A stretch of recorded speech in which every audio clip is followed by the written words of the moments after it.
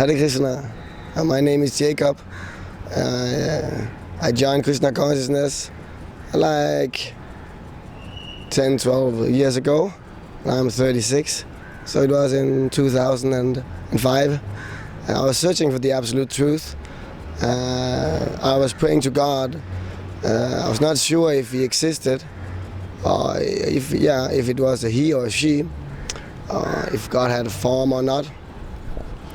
I was curious to know what is the absolute truth. There must be something, and I was also quite sure that God was a person, but couldn't figure out then, of course, who is God then. So I became more and more sincere in my prayers, and in that way I was led more and more to Krishna consciousness. The more I prayed, then somehow I saw devotees, or I come in contact with Prabhupada's books, or something happened the more sincerely I prayed. And then I visited the temple. It was on a festival day, and we're celebrating Nityananda Prabhu's appearance day, and that was just like coming home. In my life, I have always felt not, more or less always like a stranger in school and in my life. I didn't really felt like I could just fit in with the society, or just freely feel, just like feel at ease in this kind of society. Somehow I didn't know why, never. So, but when I traveled a lot also before. I visited a Hare Krishna temple, and it was my travelings that led to a deeper search for what is the absolute truth. Does God exist, or who is He? So, what was it I wanted to say? When I came to the temple, I felt home for the first time in my life.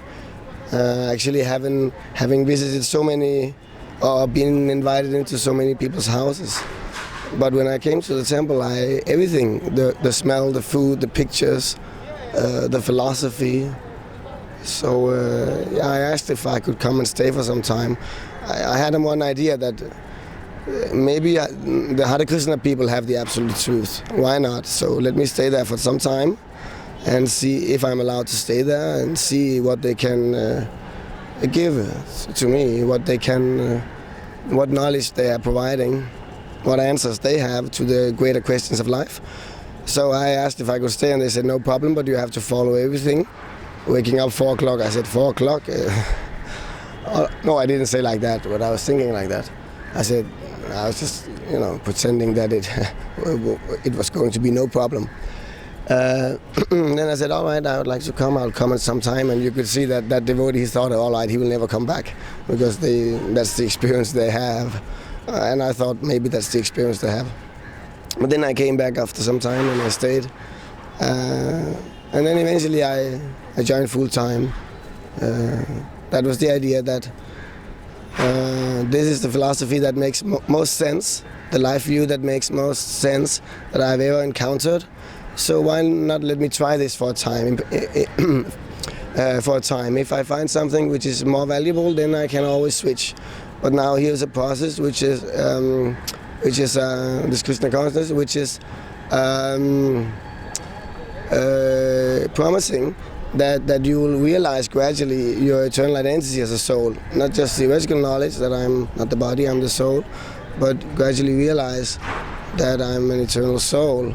I actually know my eternal identity and see God face to face. So, all right, let me engage in this chanting of the Hare Krishna mantra, the hearing of the spiritual instructions from the books and the teachers, and partaking of spiritual food and doing services for the pleasure of the Lord in the way that is described in the scriptures. Let me try this, and then I can always change. So in that way I've stayed for 10 years, and now I'm certain that this is the absolute truth, Krishna consciousness. Once this is a story told by one of Prabhupada's disciples. Prabhupada, he brought this Krishna consciousness, which is an eternal knowledge. He brought it from India to the West. He's the founder of this International Society for Krishna Consciousness. So one of his disciples is telling a story about Prabhupada, how in the airport he was met by a journalist who was a little late, and he came kind of running after spiritual master of this movement, Srila Prabhupada. As far as I remember the story, there had already been interviews with His Divine Grace Srila Prabhupada. Somehow he came later and he managed to ask some question, or at least there was this one question he asked, something like this. I'm not sure exactly how he's telling this Prabhupada disciple, but something like this, that the journalist was asking. So what he was asking Srila Prabhupada, so what kind of Buddhist sect do you belong to, or which branch? So he obviously hadn't prepared very well, asking what Buddhist branch. Then Prabhupada, he looked him in the eyes. He said, we are not concerned of any Buddhist sect or this religious branch or that. We are concerned about the truth. And if you be sincere, you would accept it.